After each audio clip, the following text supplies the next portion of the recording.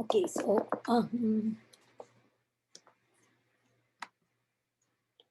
okay, so I'll screen share.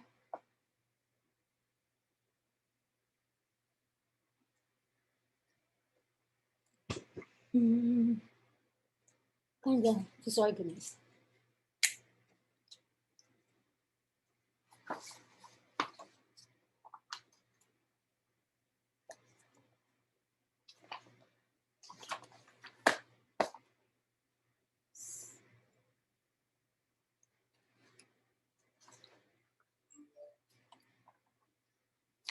Okay.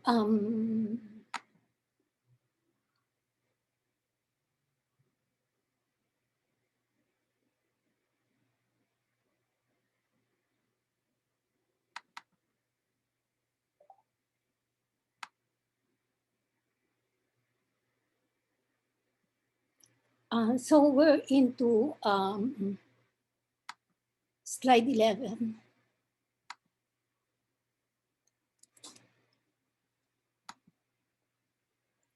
Okay. I mentioned before that we have um, two conditions for the instruments. One is instrument relevance, and the second one is instrument exogeneity. Okay. So for now, since I just want you for now to get the feeling or the intuition behind instrumental variables, we'll look at the simple regression case. Okay.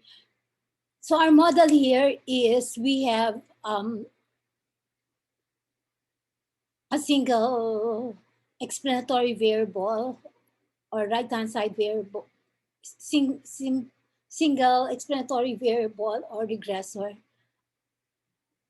Okay, so the subscript I here just denote the that this is the relationship for some observation I. Okay, and the parameters of interest is now beta sub 1, which is the marginal effect of x on y. Okay. So note that beta sub 0 and beta 1 would hold for all observations I. If you have a sample, I goes from, if you have a sample of size n, then I goes from 1 to n. Suppose the model fails the conditional mean independence assumption. Okay, so for the conditional mean independence assumption, we have here the expected value of x given x and the controlled variables w1, w2 is equal to the expected value of u, the disturbance term, given the control values W1, W2. So in a way, loosely speaking, if, okay, I think we've taken this before, right? Okay. But we have a valid instrument Z, so we just have a single instrument Z for the random variable X, for the regressor X, which can be potentially endogenous.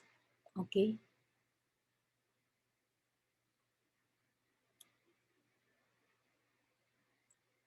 Okay. So if this is violated, this is not equal to, so U and X would have some correlation. Okay. The instrumental variable estimator. Okay.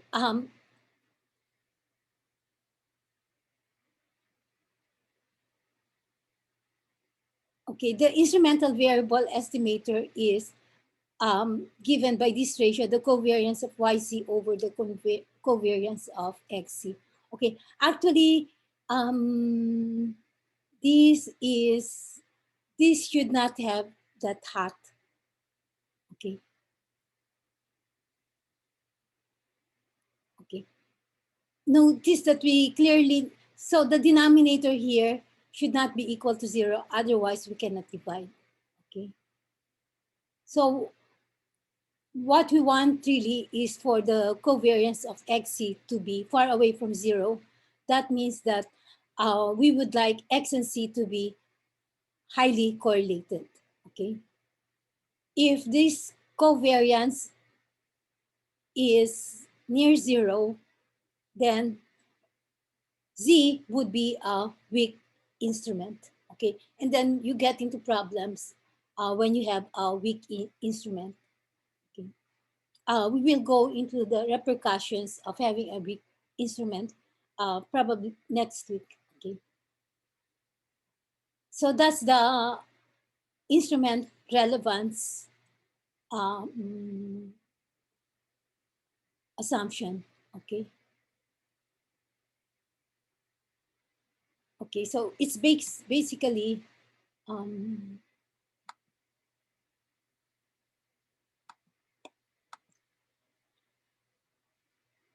the instrument relevance assumption is basically this: the covariance between xz is not equal to 0. How about the exogeneity um, condition for an instrument? Okay. Okay, so all these would violate um, the exogeneity condition, and the effect would be x sub I and u sub I. X and u would be correlated. Okay. So it's not really correct to say x sub I and u sub I would be correlated, but it's the random variable x and the random variable u that would be correlated. Okay. If these are the violations, we can control for W1, W2. Okay. So if Z is related to Y, causally or not, through any relationship other um, than through X, then we had the problem of Z being not um, exogenous. Okay. Okay. So in the figure, this would be any path from Z to Y does not go through X. So we have this here. So this is the case.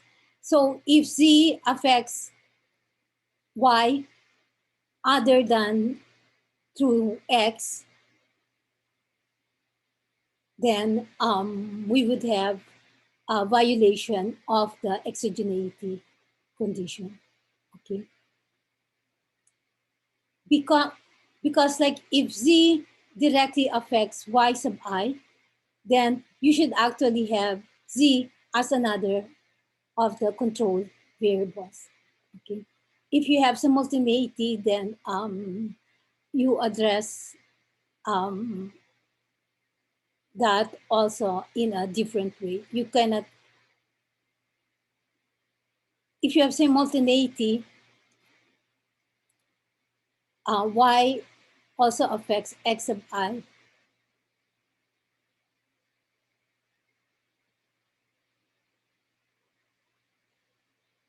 Then you would mess up also the covariance between the instrument and you, the disturbance term. Okay.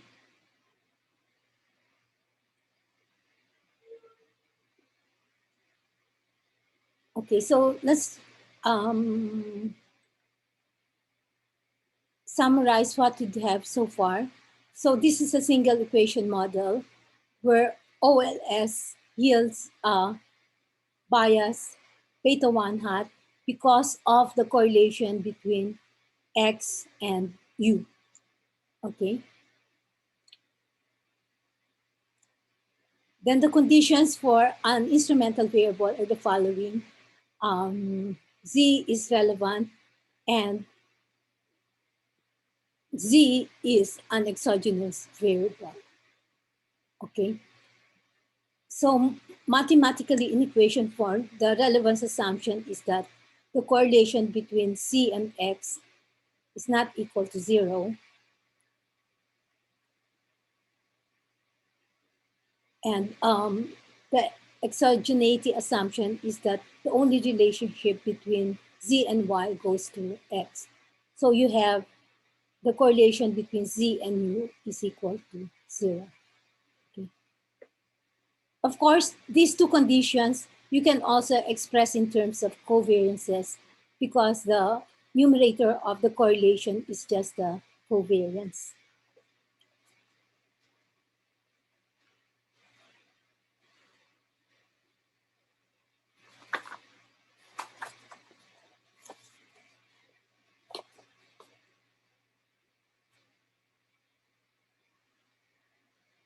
Okay.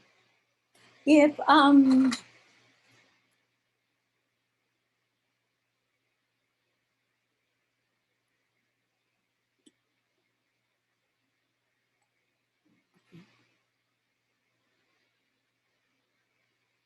okay, so going back to the graph here, the first relevance is that the relationship between there's correlation between Z and X. Okay, and then the exogeneity assumption is that Z affects Y only through X sub I. Okay.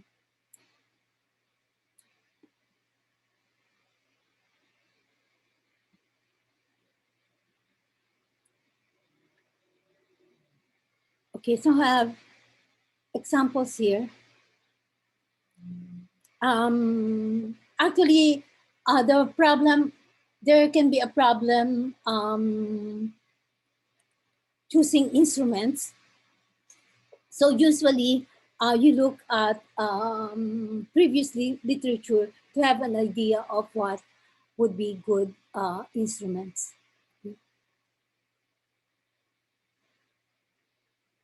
Okay, so suppose we have, we're analyzing first semester college freshmen.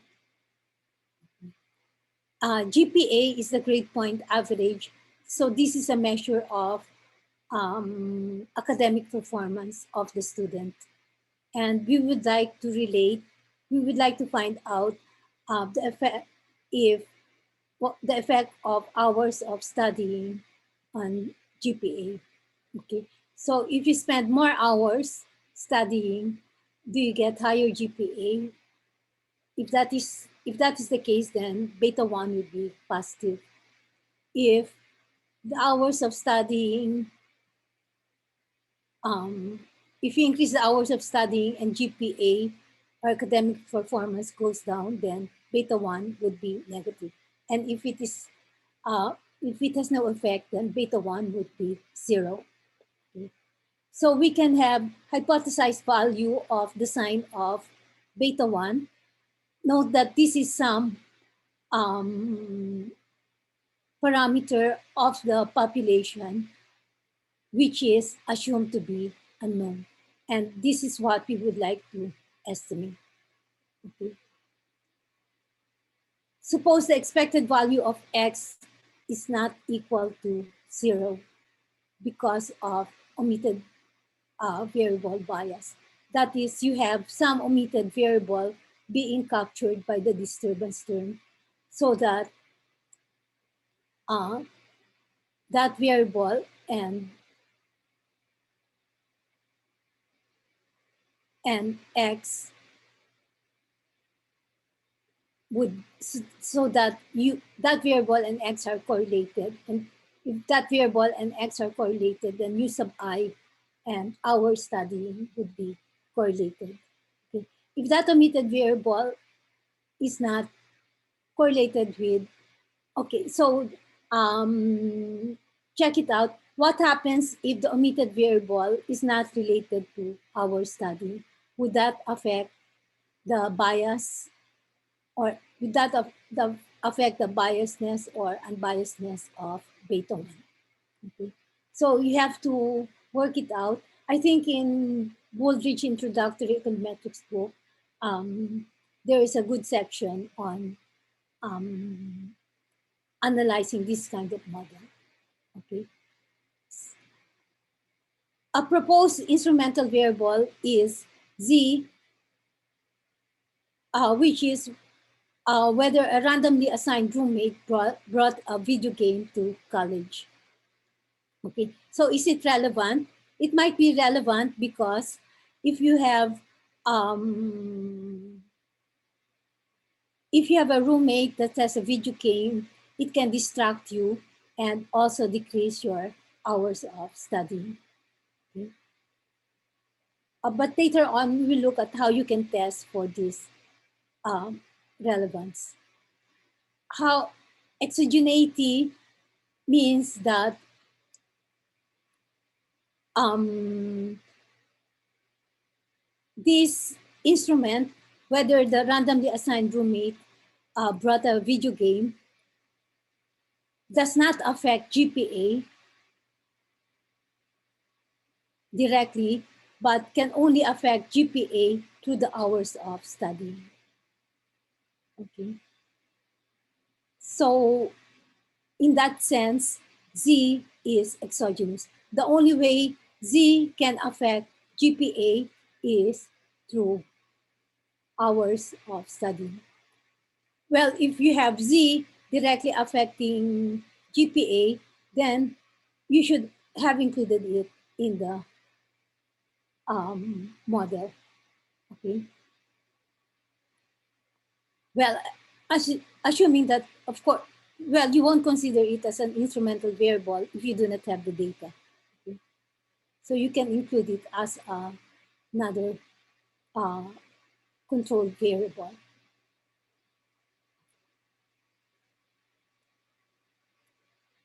Okay, so this is it.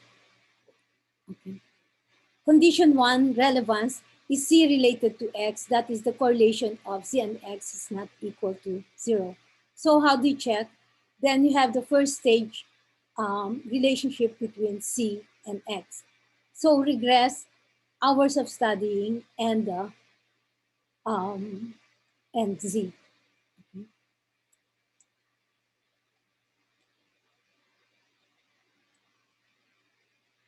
Okay, so this the estimate turns out to be minus 0.668.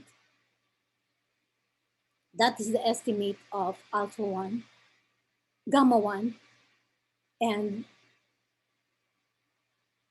it is significant at 5%, right? So this is significant. Therefore, you would have Z and hours of studying as correlated. So it satisfies the relevance condition. Okay. You can also conduct an F test to confirm. Okay. So we'll see if we will be doing that later. Well, in the regression, okay, we'll see later what form of F test this would be. Okay. Now the second condition is exogeneity. The only relationship between Z and Y goes through X, or the correlation between Z and U is 0. Okay. Condition 2 holds if roommates having video game Z only affects GPA through affecting our study.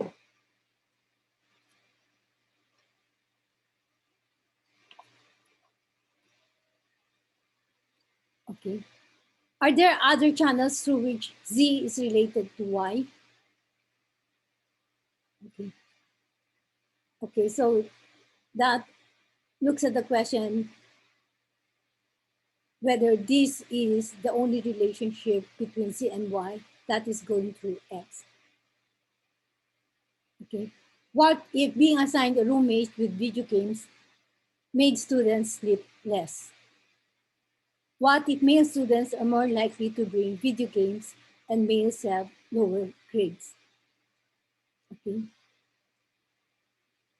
Okay. So, what's the effect if a roommate with video games made students sleep less?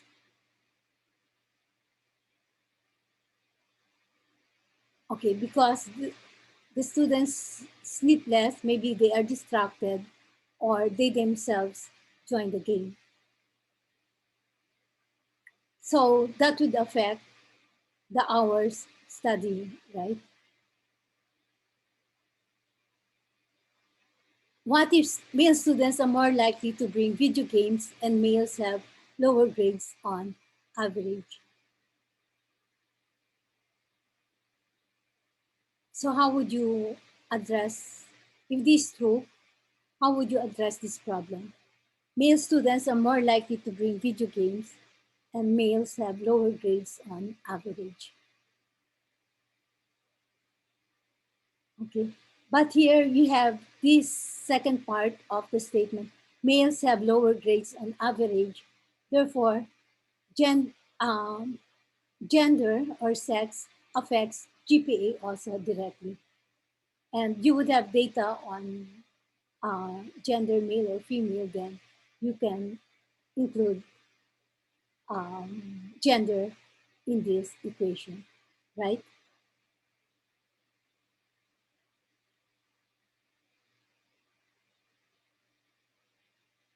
Ma'am, I have a question po. Yeah. Is there a statistical test that would allow us to be able to detect omitted variable bias, or it's really based on theory po talaga? Um, Whether it is biased, uh, no, more on theory. Or sometimes you get unex. Sometimes you have to do alternative estimation that allows for the possibility of bias.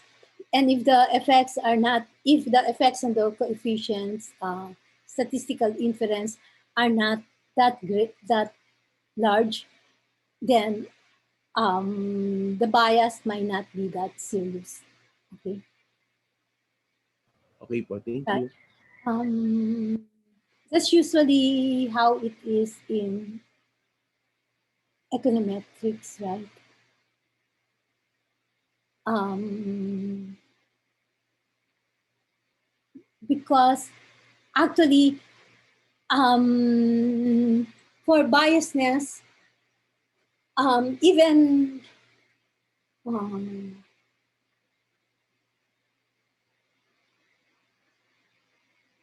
yeah, I think that's the way that you would go about it. And also, that's the usual approach in econometrics, in economics. And also, that is one um, sometimes disagreement among statisticians and uh,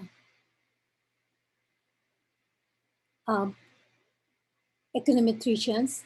In econometrics, when even in the application, you try to be guided by theory. Um, So there are some statistical techniques that are frowned upon by econometricians because it's just like test. It's just like you try all models and you have some criterion for choosing the best model. Well, a common example, maybe Charles would know. Um, Econometricians do not like stepwise regression. So stepwise regression still, Charles, are you there? Yes, ma'am. Yeah. So stepwise regression still popular in statistics Pang ano for lang, ma'am, choosing the model. exploratory pag ano. Though it's not guided kasi by theory eh, pero if ano lang, for exploratory, I guess, useful siya, but not for ano. Mhm. Yeah. So like there's a technique of stepwise regression.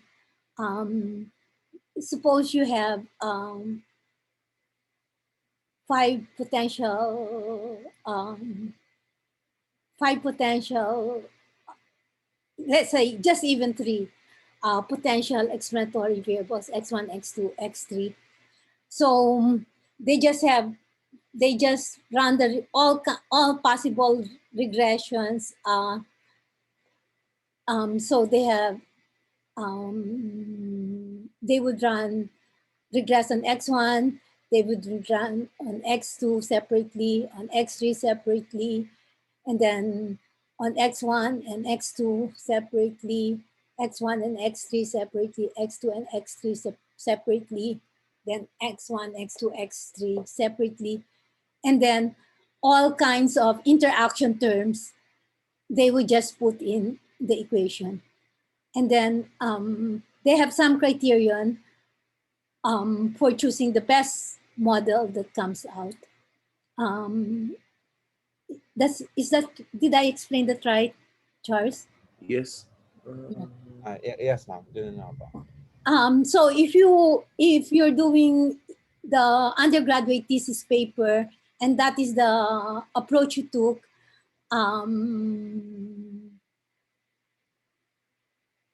the the teachers usually, and if they're considering that paper for the CCAT award, that paper would most likely be thrown out of consideration for the CCAT award.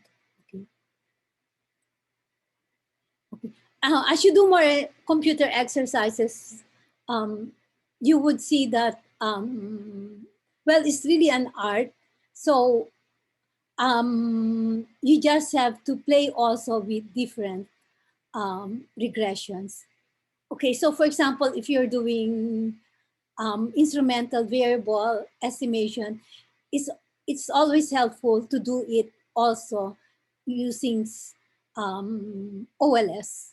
Okay, we will have an example. We will have an example later. Okay,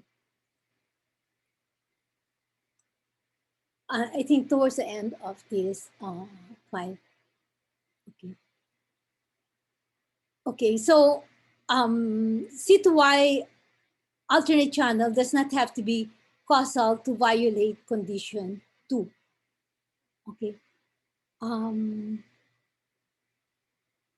Why do we say that? That's an important point. C and Y does not have to be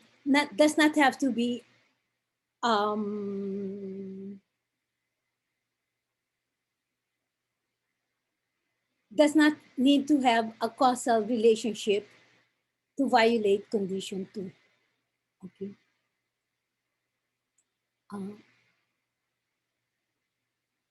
Condition 2. Okay.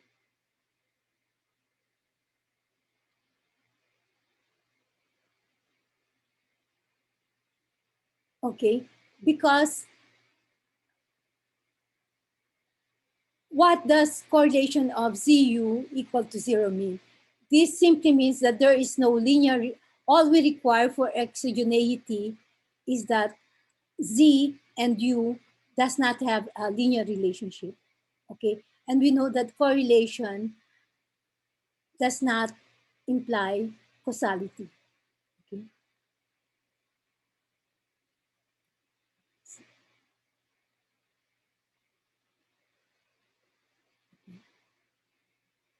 Okay, so hours of sleep and gender in the error term U. So we have the correlation between Z and U not equal to 0. Okay. So gender here, this assumes that we did not include gender as another control variable. Okay. So if you have data,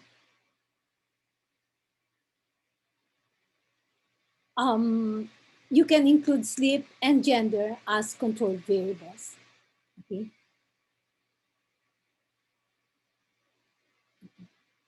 So if sleep if beta 2 is non-zero and you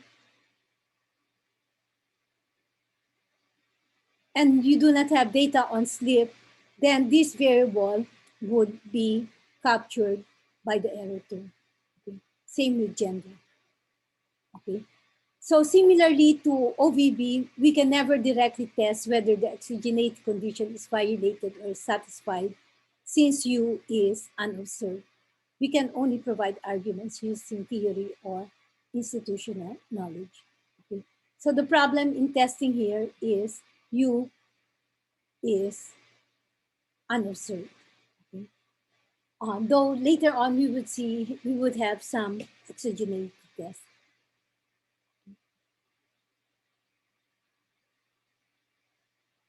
Okay, so these are some examples of of the possibly endogenous variable X and the some and possible instrument variable. So these usually come from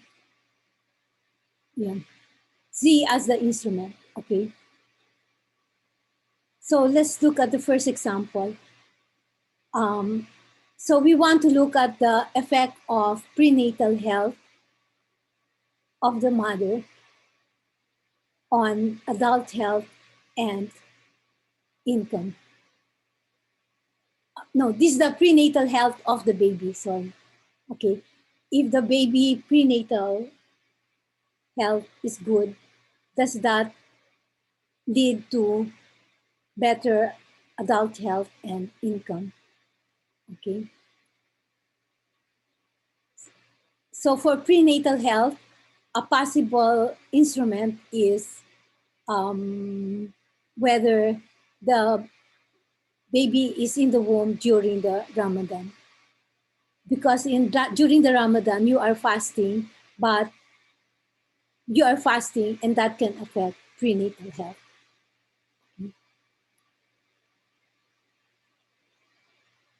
Okay, so it's clear to see that these two are correlated and this would affect Y only through prenatal health.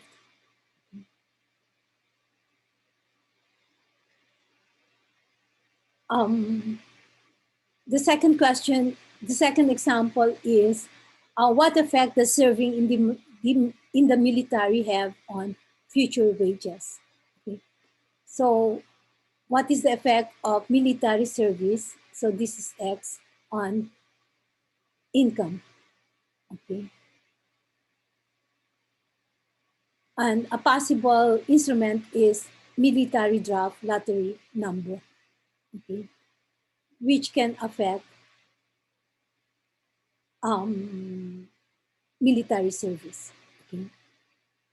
And the only way this can affect the draft lottery number can affect income is through military service. The third example is what is the effect of rioting on community development. Okay. So the variable for rioting chosen is the number of riots, and the variable for community development is long run property values. It's expected that the higher the better the community development, long run property values would be higher. Okay. Well, seemingly good proxy for the number of riots would be rainfall on the day of well, this is assuming that the riots affect occur during the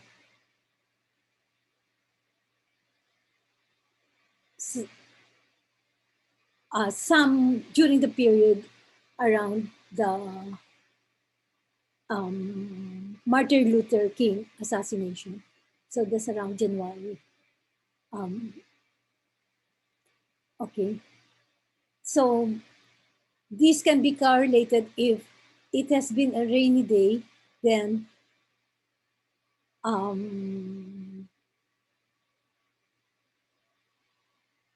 you would tend to have less people attending the riots. Okay, so each of these examples also requires some controlled variable W's for the exogeneity condition to hold. Okay, so all other controlled variables for which you can have data, then you should include them in the model. Okay, so those are some IV examples. Okay. Okay. So after this slide, we will go to my lecture notes, and I would take for today only instrumental variable regression. Okay. As distinct from two-stage least squares. Okay. A two-stage least squares is a kind of instrumental variable regression. So let's go to two-stage least squares. Okay. So not all IV regressions are two-stage least squares. Okay. So these are the commands in Stata.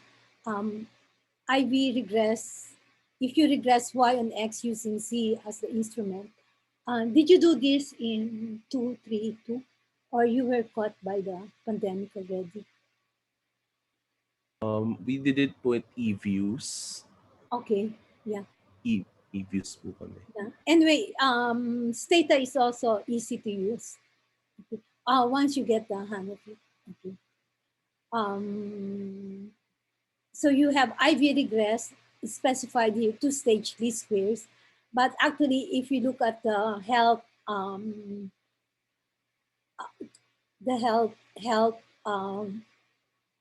facility in Stata, there are other ways of doing the IV regression. Okay.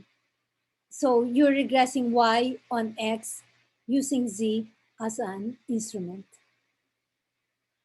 Okay. Then you have robust here to indicate that use robust variance estimators.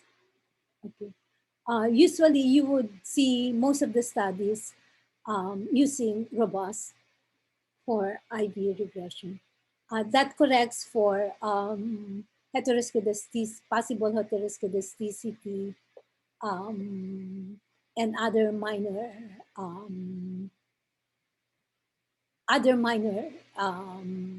regularity conditions like normality, so on. Okay. Now, if you regress Y on X using instrument C and you have controls W1 and W2, okay. By the way, if you do not put two-stage least squares, the default is for IV regress is two-stage least squares. This is the trichars. Yes, ma'am. Default to say to SLS default. There are other methods. You have to specify if you want to do this by IV regress by general method of moments, full information, maximum likelihood, and so on. Okay. But the default would be two-stage least squares. So you want to regress Y on X using C as an instrument in W1, W2. Okay.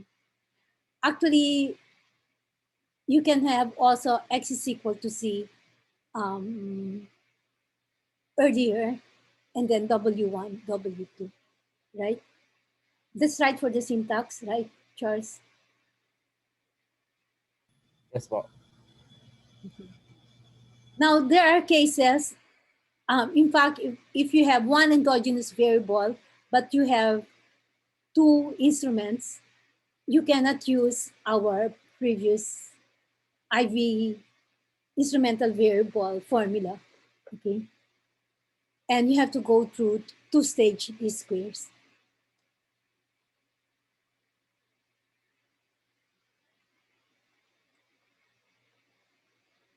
Okay. So here you're regressing y on x, possibly endogenous. So you're using instruments Z1, C2, and you have the control variables W1, W2. Okay. So the command is there's a shortcut for in Stata. There you have shortcuts for these commands. Usually the first letters of the command, and then usually you have some default procedure, and this is just like specifying OLS, okay, the variables in OLS.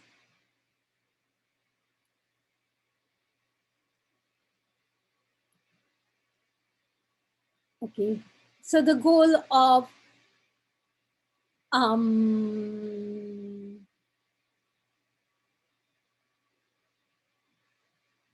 okay, so when so I said you cannot use the previous formula.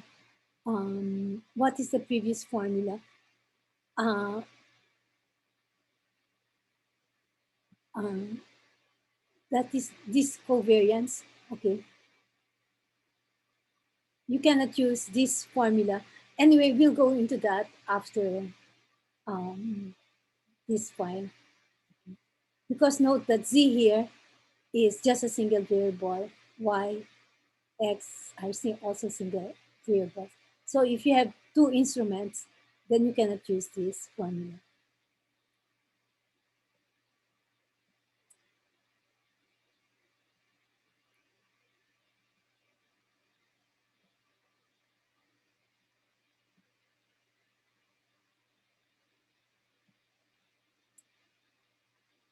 Okay, so we have two-stage least squares. Suppose we want to estimate beta sub 0 and beta 1. And this is a population model, but we suspect endogeneity, okay? And so there is covariance between x sub I and u sub I. If x sub I and u sub I are not correlated, then what estimation procedure would you use?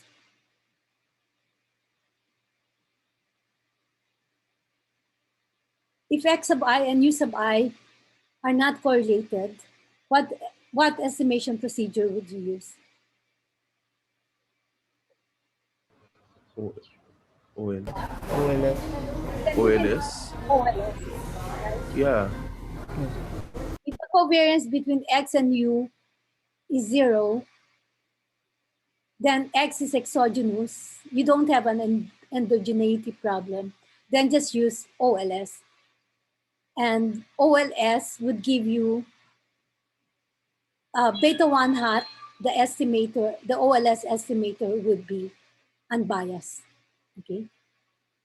And using the Gauss Markov theorem, OLS would give you the best linear unbiased estimator, right? It would have,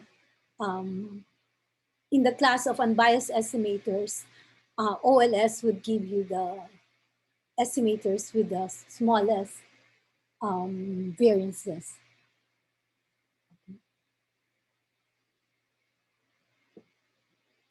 Okay. Okay. So okay. So how do we get the two-stage least squares estimate of beta 1 hat? Well, of interest to us is the effect of x on y. So we're focusing on beta 1. Okay. Usually we do not put too much interpretation in beta sub 0. Um, Depends on, there are some exceptions there. Okay. So stage 1, you regress x and z.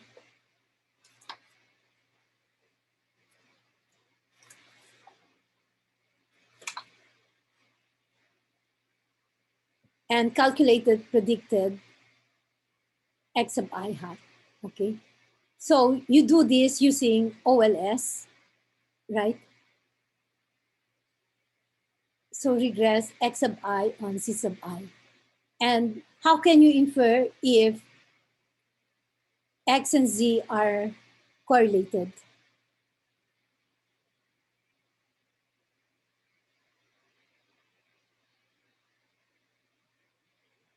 Significant po yung Yeah. gamma 1 hat. Okay. So you would test whether gamma 1, you would test the significance of this coefficient. Okay. Then regress y on x to get the two-stage least squares estimator, which is also an instrumental variable estimator. Well, yeah. So in this case where you have a single, um, you have one endogenous variable and one instrument. This is a special case where the two-stage least squares estimator is identical to the instrumental variable estimator that we had in the first part of these slides. Okay. Uh, did you have that in 232 or 231? In general, the two-stage least squares and instrumental variable estimator are not necessarily the same. But in this case where you have one endogenous variable, one exogenous variable, then you have this equality. Okay. Okay.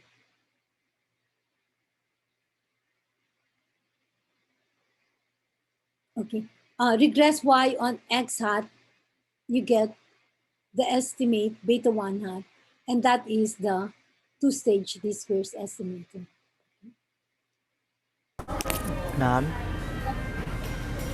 just to clarify, so you if IV will be the same as 2SLS, if it depends whether how many exogenous variable you have.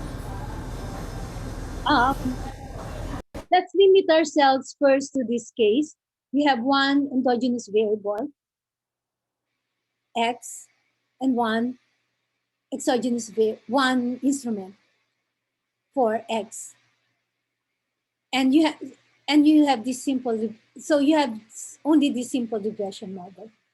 Okay. In that case, this would be 2. Okay. Actually, you can verify that. Okay. You can verify that. Yeah. Maybe Charles included in the problem set because I will be skipping the simple regression case in the next part. So show that the instrumental variable estimator you get using the formula, the covariance of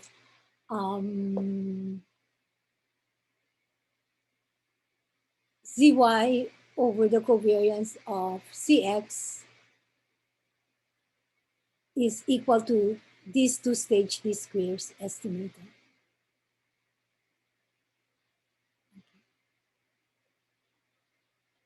Actually, the four of you did not take the MA comps, right? Not yet po. Huh? The Not MA, yet po. are you going to? Oh, you still have the option of taking them. Uh-huh. PhD comps na po. Okay, the PhD comps. But you won't be taking the MA qualifying anymore. Okay. So Sabi daw po yan. one of the questions in the MA qualifying was about this. And the students had difficulty with this.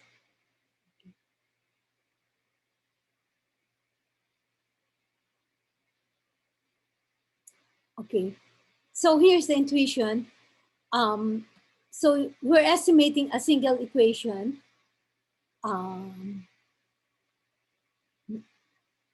we have a single equation model.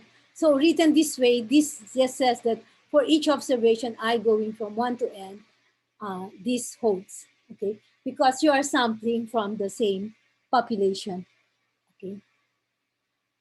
Suppose X is endogenous, then X is not randomly assigned because it is correlated with the disturbance term.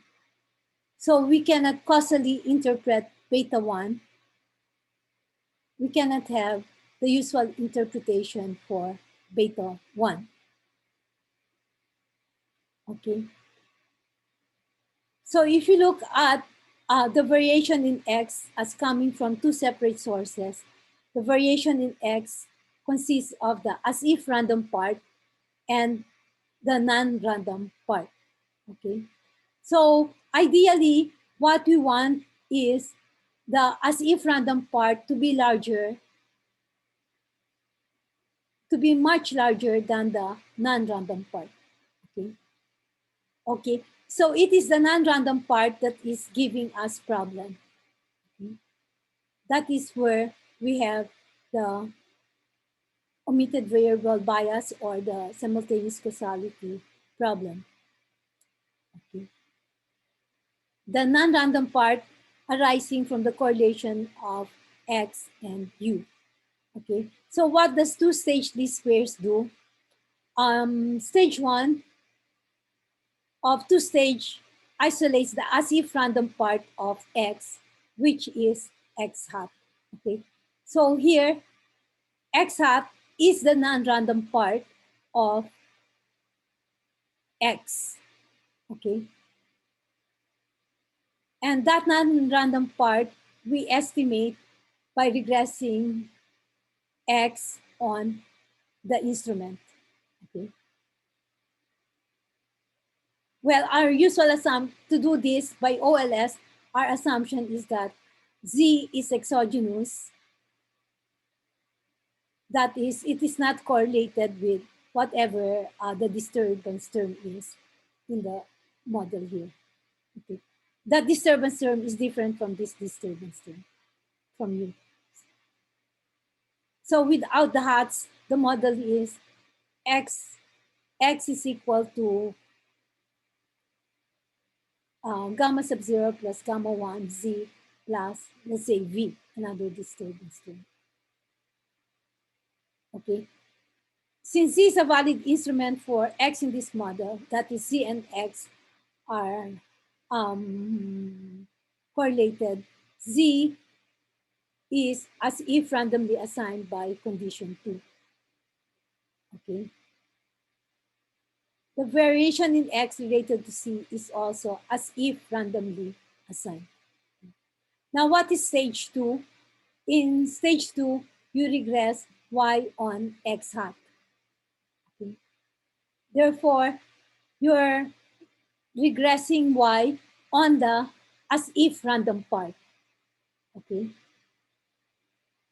So you cut off the correlation between X and U by considering only the the as if random part.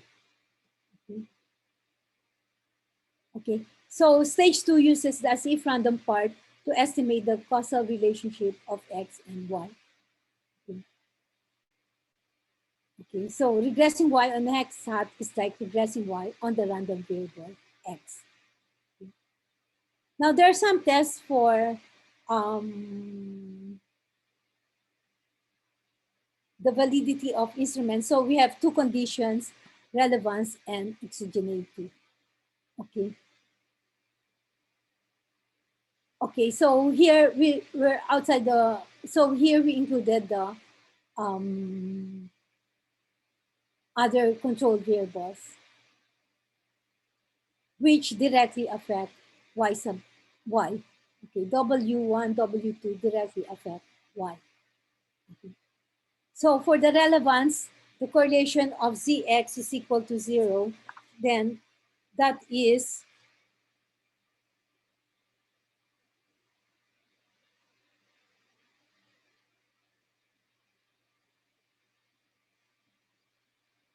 Okay, wait. Okay.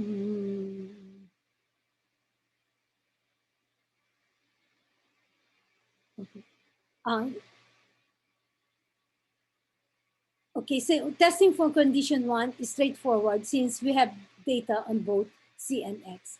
Okay, so we have seen that. Okay. Actually, if you look at this, so here you would like to get that part of X which is as if random part. Okay, so actually, if you have more instruments, then that would be better, right?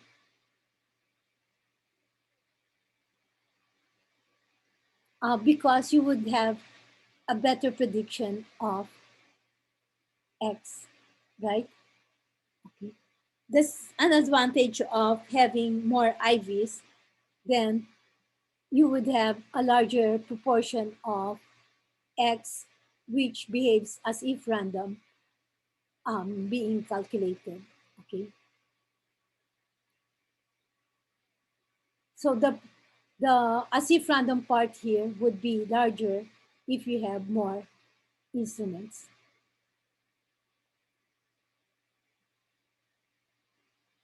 Okay, how do you test for the validity of instruments? Now, testing condition 2 is trickier because U is unobserved. Okay, so we can, in fact, we can only test condition 2 when we have more instruments than Z's, than X, more instruments C's than X. Okay, so how do we do that? Okay, first the test for relevance. Okay, so we've done that. So of stage one of two-stage least squares is estimating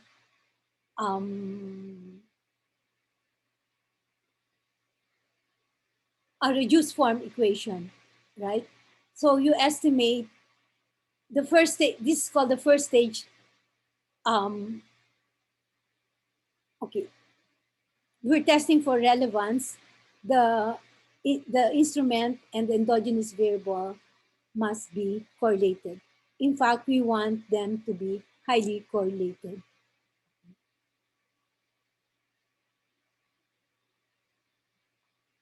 Okay, so you've run the first stage regression with OLS. Okay, you do that under the assumption that this disturbance term is uncorrelated with each of these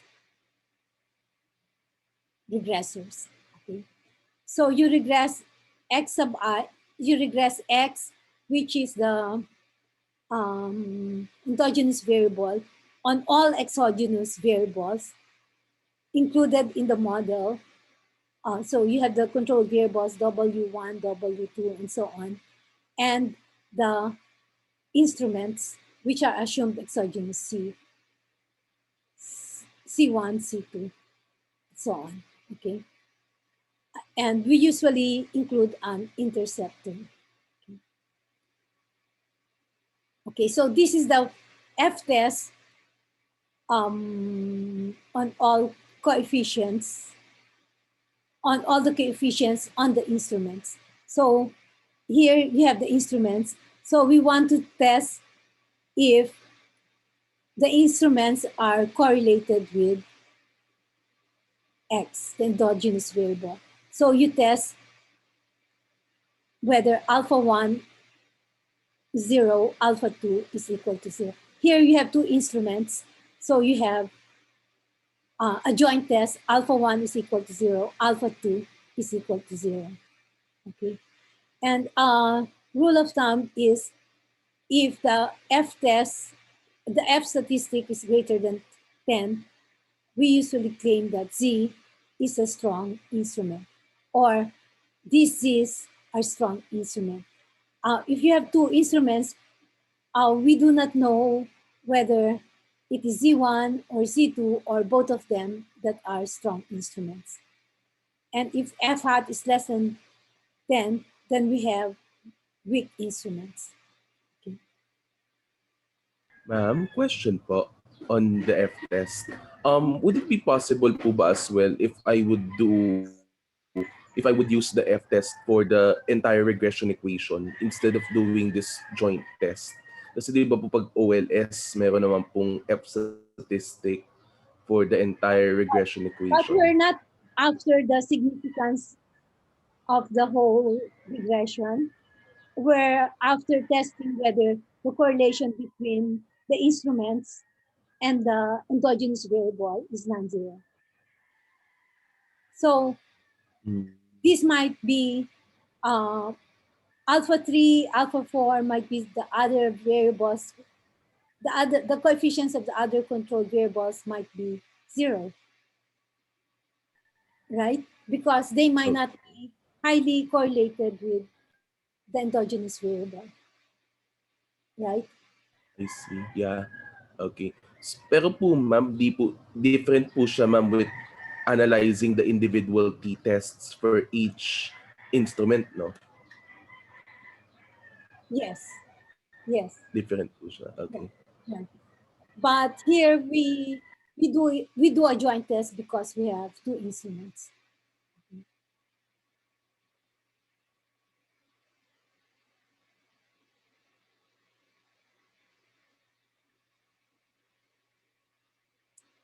Maybe if one of the coefficients turn out to be small, or not really small, but not significant. Um, well, actually, in the test of hypothesis, um, separate t-test is different from, it's not, it's not equivalent to doing a joint test, joint F test. Okay.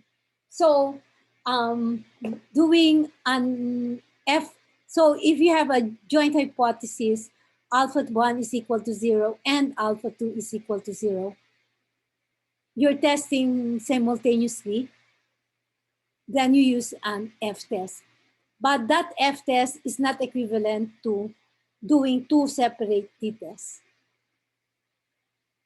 Okay. So that's not equivalent to testing one null hypothesis, alpha 1 is equal to 0, and another null hypothesis, alpha 2 is equal to 0. And there are cases where the results can conflict. Okay po ma'am. Thank you po.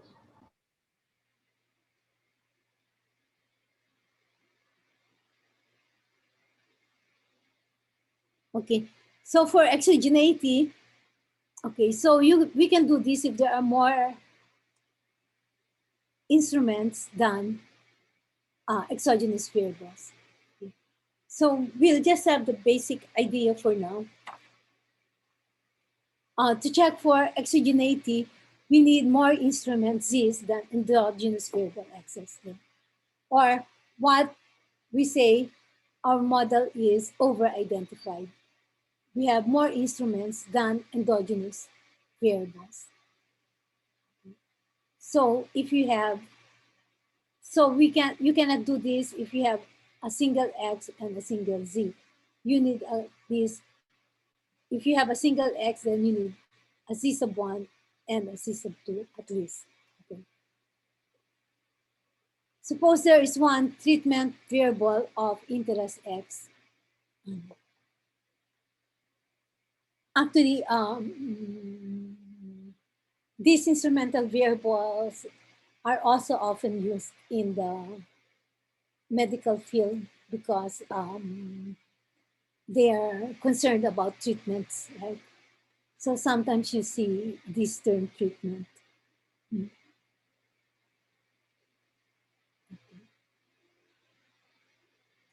Suppose there's one treatment variable of interest X and multiple Z's. So we would have C1, C2, okay, and other control variables, W1, W2.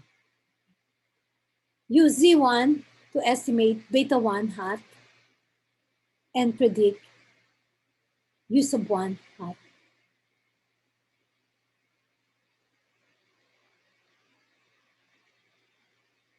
Okay. If so use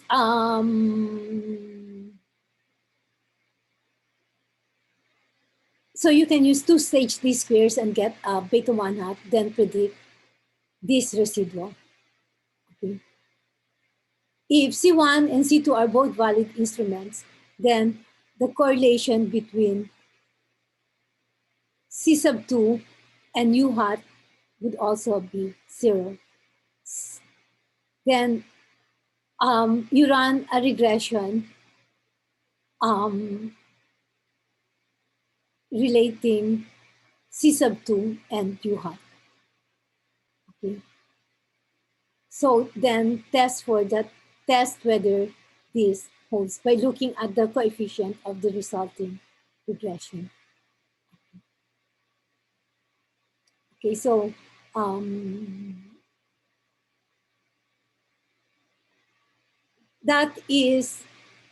this is the J-test, this is the idea of the J-test, and you would see that this is a test they often call as a test for over-identifying restrictions, okay? Okay, so we have the null hypothesis C1 and C2 satisfy the exogeneity condition, okay? So the covariance between C sub 1 and U is 0. The covariance between C sub 2 and U is equal to 0. And then the alternative is either Z1, C2, or both are invalid instruments.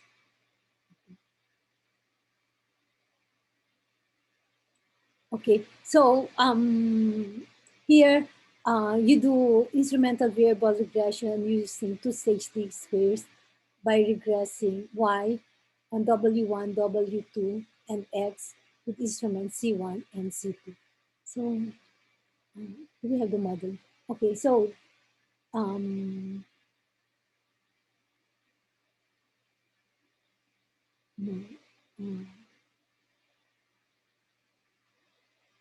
okay, so this is our model.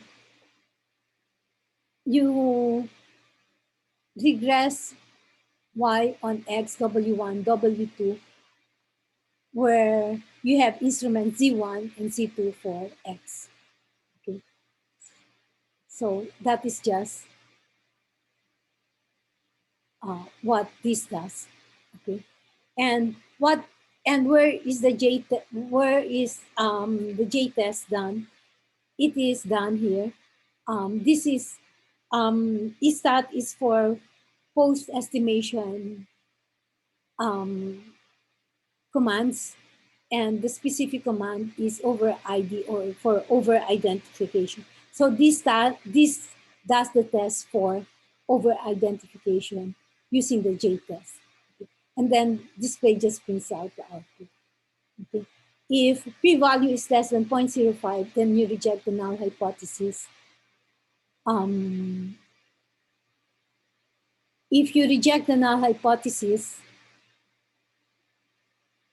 okay, then either Z1 or Z2 or both are invalid instruments. But you do not know which would be invalid. Okay. Ma'am, I have a question lang po on Stata. Like how does Stata po differentiate, let's say, or actually OLS in particular po, how does it differentiate yung treatment of variable of interest X from control variables in the regression? Kasi po parang No, from how I'm... it doesn't, because it is your interpretation Okay, okay. of the regression results. Okay, we see that, yeah, I thought there's an example here. Because it prints out the coefficient estimates, the standard errors. So it's really you as the researcher who would be interpreting the results. Okay. I see. Okay po, thank you po. Kasi po I was wondering po din even before, parang sa literature na nabasa ko, there's always control variables in the data. Pero I was wondering parang, are they treated differently from No, explanatory no, variables? no, At least not in from the estimation, OLS. not in the estimation, not Okay in the po. estimation. But then, in well, for OLS, it will just be regress without the IV, Y, W1, W2, X. So it's just X transpose X inverse, X transpose Y would give you the coefficients.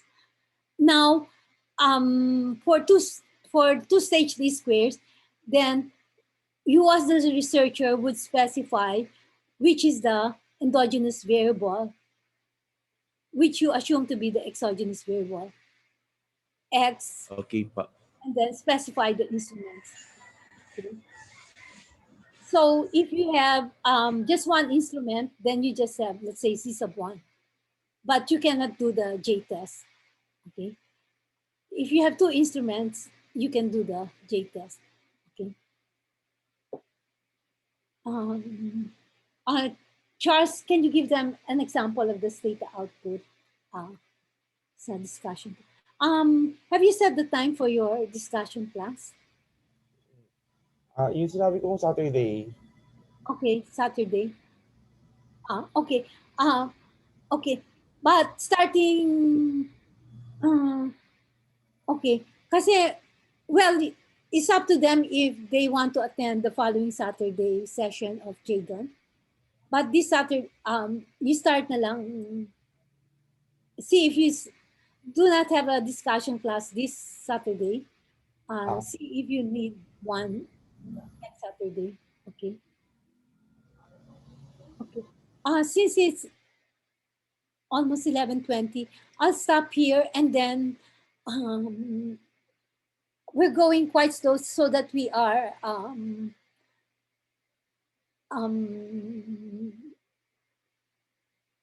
so you would feel more comfortable with the concepts and the terms, the notation. So next meeting, I actually had updated already the first part of the next lecture. It would be on instrumental variable estimation. Okay, and then I would do two-stage least squares after that. Okay. This, Ma'am? Ma'am, question. Uh, for the yung Saturday data classes, so we could still attend after the sessions you required us to attend. um, yeah. Well, no. I just have permission for the status sessions. But I can ask Jadon if he would allow. Okay. Yeah. I will ask. Okay. I don't know how big his class is, but there are just four of you, and it's just optional. Okay. But I think, did you have a copy of the of his course outline? Also, ma'am? Yes. Yung na-post po ni Sir Charles is yung course outline po ni Ma'am for 233, not yung kay Sir Jadon. Oh, At least yung nakalink po dito. yeah. hindi, ano lang yun, nag-hyperlink na si Ule, pero pag chinek mo yung Word file, yung Econ 138 yun ni Sir Jadon. May weird lang na nag-hyperlink si Ule. Pero tama yung Okay. upload niya. Okay But I po. think, Charles, you can give it to them also, so they would know what to expect. But actually, yung IV instrumental variables to stage these squares will be towards the end of his course. But you might Ayan. instead. But I'll ask him Never mind. Ano pala? permission if you can join the other lectures also. Okay. So Charles, can you give them also the course outline for one? Nasa Ule na, ma'am. Oh, It's in the Ule. okay. Any other questions? Okay. So, ano pang sandali? Um,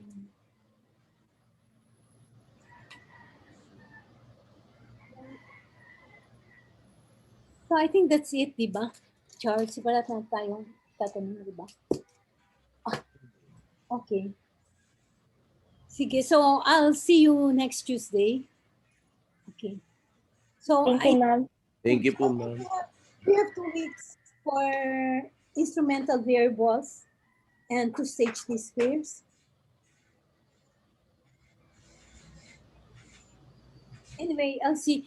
But I'll be skipping for the next systems of equations. I'll just go directly to simultaneous equations. I would not take the systems of equations. Yeah, I'm still thinking of towards for towards the end of the course about the time series and the treatment effects stuff. Okay. Thanks po. Um, yeah. Okay. And let's see also how it goes. Okay. But then you might want to attend Jadon's also because he would no actually propensity score optional towards the end of his class also. Sige. Anyway, I'll see. Maybe I'll choose just specific topics towards the end of the class. Maybe yeah. Maybe I'll do times sometimes series, at least the basics, like stationarity. Did you have those stationarity? You had that already. Stationarity, unit roots, you have that already. And co-integration, you had na. So I don't have to take those. I think more po on the advanced yung mga VAR, yung error correction models po. I think yun po yung Okay. hindi po namin masyadong alam. And also yung ARIMA in AI. ARMA. Um, bar, ano pa yung sinabi mo, bar, ARDR, Error correction model po, correct. ECM. Mm. Tapos I think pwede rin po yung GARCH, yung mga volatility models. Yeah, okay. Maybe I'll just choose maybe 2 at most 3 of these para ano. Kasi like Arima, parang parang hindi yata masyado yung ginagamit sa economics. I mean, pwede dati, autoregressive. Well, you know already kung ano yung autoregressive model, di ba? The behavior Yes po. and moving average. And then you just put them together. Kaya integrated. And integrated. Maybe VAR, GARCH, error correction model. Yung ARDL, kinukuha nyo naman yata yun. Nakuha nyo na yun. And so I'll see. Okay. Okay, maybe 1 session per model and sort of super, not so in depth. You really have just to do more self study. Okay. I see. How about the treatment effects? Ano? Maybe RDD and some. Well, ano naman, yung difference PSM, PSM and did. RDD. Okay. Okay, I'll keep it in mind. And it also depends on our pacing. Okay. Sige Basta, po. well, it's like economics. We have constraint, time allocation. We have to make, we have to do trade-offs. Okay. So I'll see you Tuesday. Thank you po, ma'am. Thank you po. Thank you, ma'am. Thank you, ma'am. Thanks. Take care.